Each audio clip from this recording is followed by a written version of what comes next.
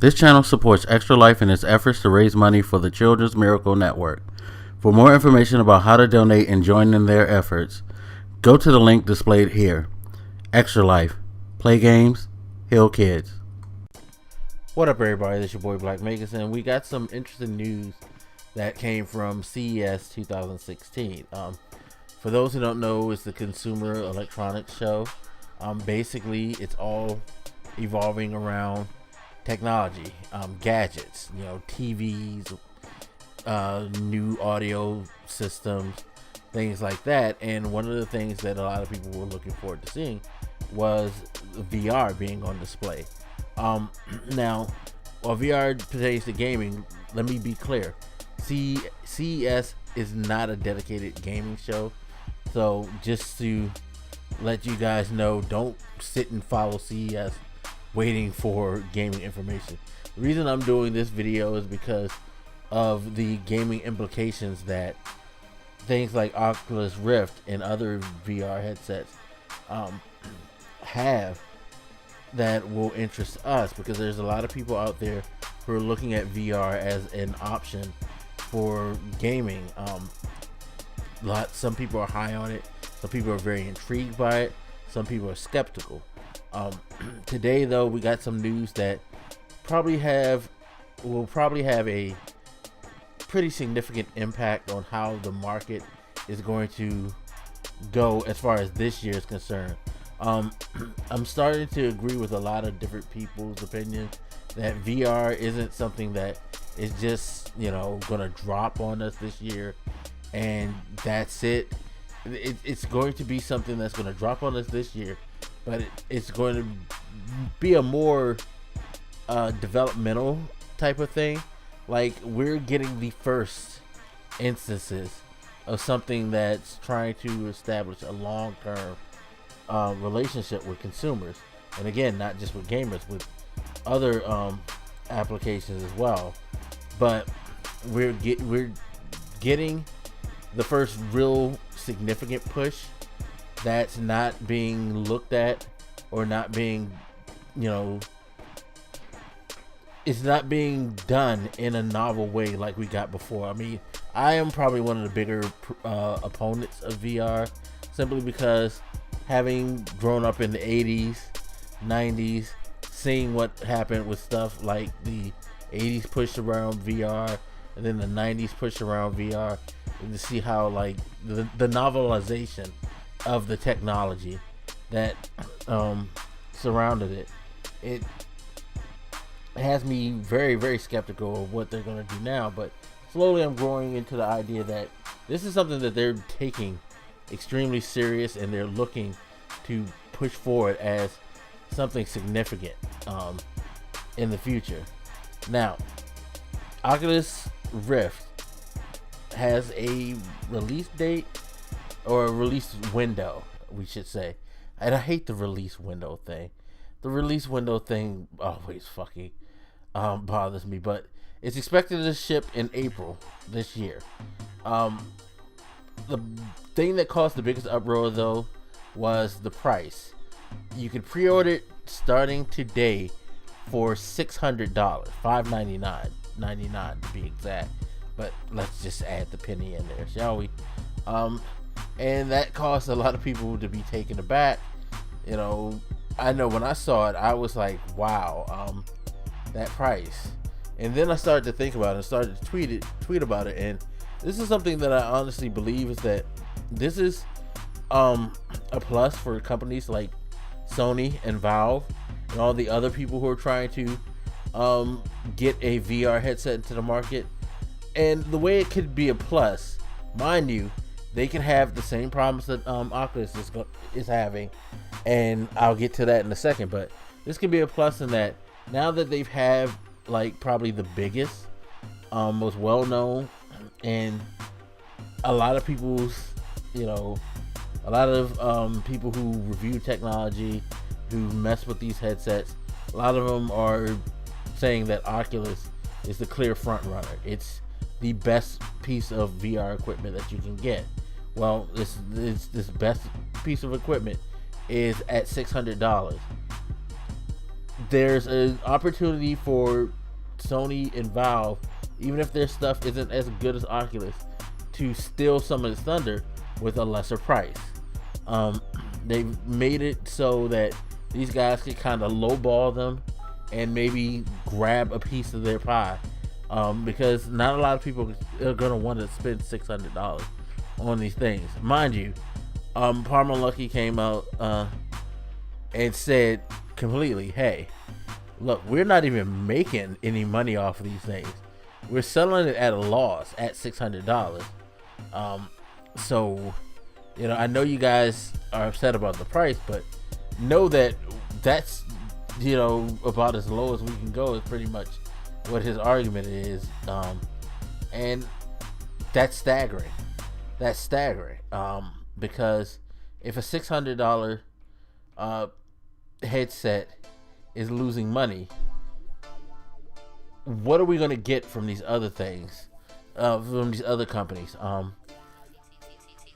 Maybe they were right in not making things as powerful. It's like, you know that the PlayStation VR is going to have limitations in comparison to Oculus anyway, because Oculus is built for PC and it's going to be able to scale at a better rate than the PlayStation virtual reality headset.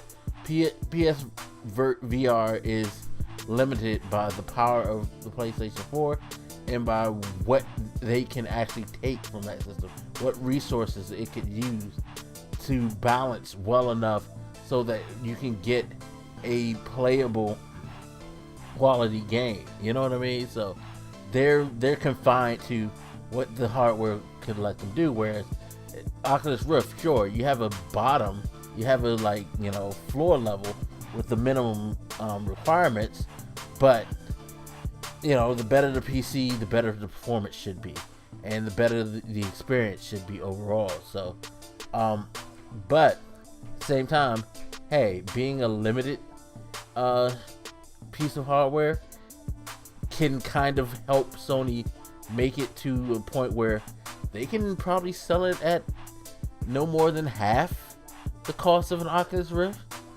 And you know, there's a lot of PS4s out there. Sony just announced that they're coming in on 36 million sales for the PS4.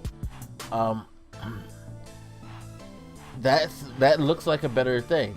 If Valve, it's going to be a PC piece of hardware, but if Valve can find a way to make something that could utilize and be optimized on the PC for, you know, less than the Oculus Rift, they have a chance to steal a big portion of the PC market from, because Steam already has the lion's share of PC gamers.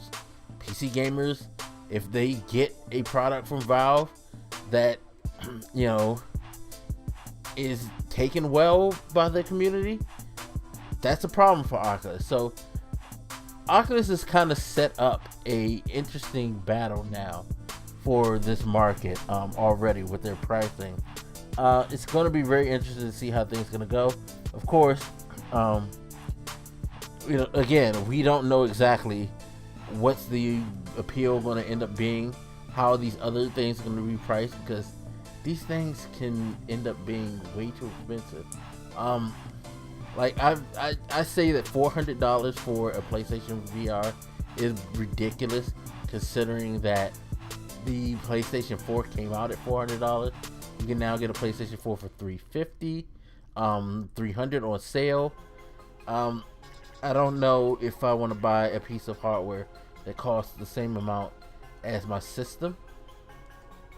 You know what I mean? So that's something you have to look at. The software is going to be an issue. Definitely there's going to be an issue with software. Is this stuff going to be entertaining enough from a gaming perspective? Now, where I think VR will have its biggest impact is things like, we were talking about this on the Team Green podcast, how Carson Palmer says he's used VR to work on his football stuff. And I kind of like poo-pooed that idea. But, you know, I think in other professions, it may have like a huge impact. It would be a great training tool to use for doctors to work on doing operations and things like that. It could be good for soldier combat simulations, probably, things like that. You know what I mean?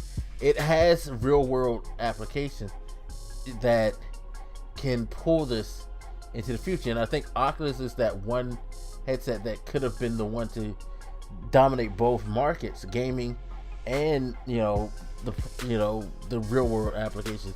But at $600, it's gonna be interesting to see how it can pull that off.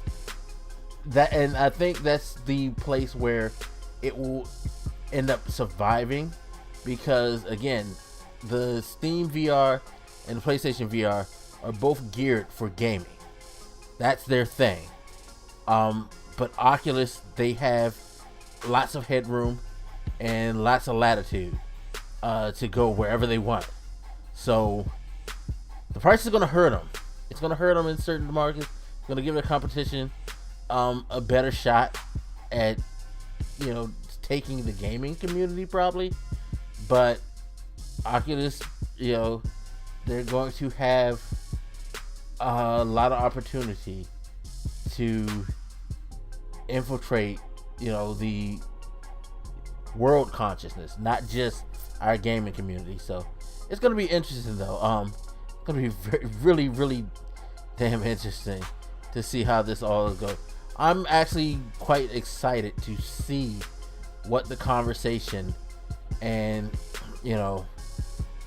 what's going to happen with VR over this time, because again, I've lived through two eras where people tried to push the VR thing, and like I said, it seemed to be more of a novelty than anything, and not something that was taken that serious, not just by the consumer base, but by the people who were creating these things.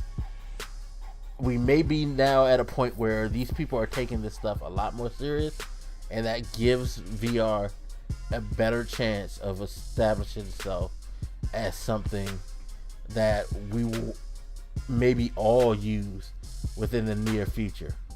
So, but we'll see. But interesting that the Oculus Rift is $600 and it's losing money.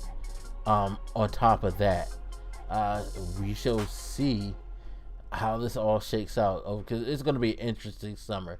All these things should be out around summer, if not early fall. So it'll be interesting to see how these things develop and how the medium grows, if it does at all. But anyway, as always, you guys hit me up. Let me know what you think, and I'll holler at you later. This your boy Black Makers, and I'm out. Deuces.